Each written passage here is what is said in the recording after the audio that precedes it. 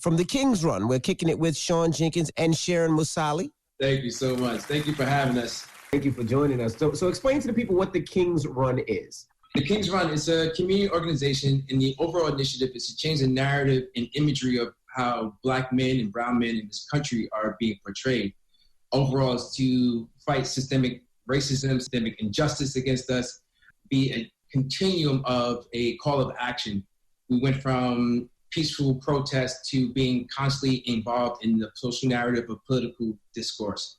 We've had 4 initiatives so far.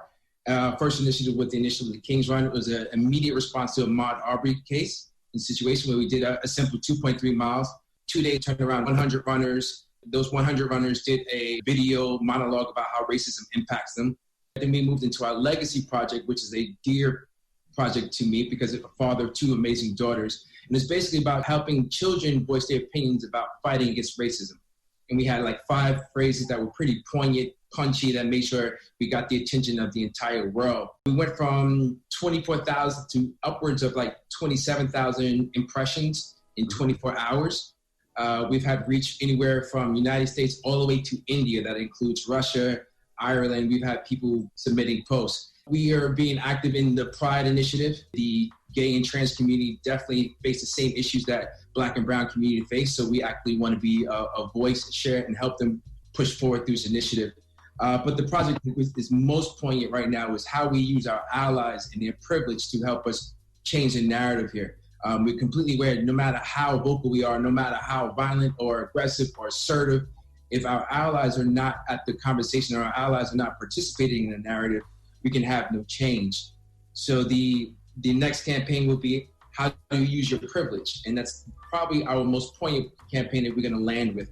I'm going to let my co-founder lead into some of the more detailed matrix. Obviously, I represent the allies. And so in thinking about how one brings in these other communities, me as a woman, shared experience as Black men in similar ways. I even talked about Ahmaud Arbery, the idea of running and how women feel predatory behavior against them as running, drawing these through lines, making it really important to get that out there as well. And so really it's just enfranchising other communities similar to my own to get involved, because without it, I think we're not going to make change, and without sort of repeated efforts over a long period of time, it's not going to happen. Well, Sean, the King's Run, the motto is that y'all are committed to changing the false narrative around Black men in America. Why do you think there's a false narrative to begin with? We can use media, and I'm not trying to loop you guys into that. It's fine. Speak honestly.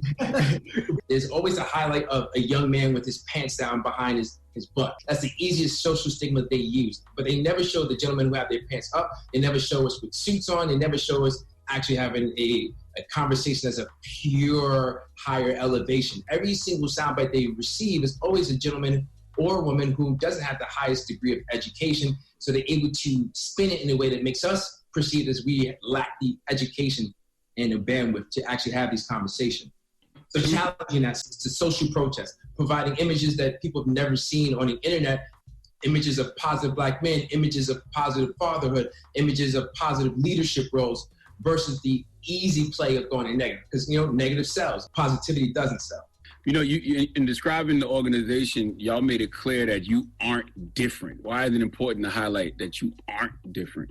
Because we just use who we are. So many people are armchair quarterbacks, armchair social activists. They're quick to be reactive and saying, you should have done this, you should have done that. But we actually just use our voice. We stood up, we used our community, we used our social networks, and we said, hey, I want to be active in this conversation. I need to be active in this conversation.